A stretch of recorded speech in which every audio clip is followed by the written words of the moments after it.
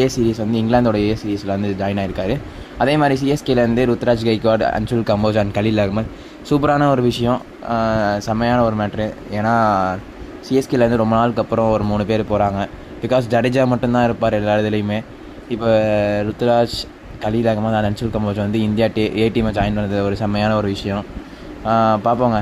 Because இது வந்து ஒரு நல்ல ஒரு ஆப்பர்ச்சுனிட்டி ருத்ராஜ் கைக்வாடுக்கு. ஏன்னா ரொம்ப நாளாக வந்து எவால்வ் ஆகும்னு நினைக்கிறாரு. அவர் எல்லா இடத்துலையும் ப்ரூவ் பண்ணியிருக்காரு.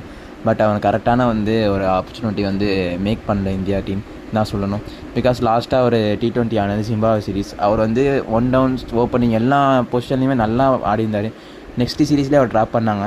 நோ ரீசன், என்ன கைண்ட் ஆஃப் மைண்ட் செட்னு தெரில அதை இது பண்ணது. ஸோ பார்ப்போம்.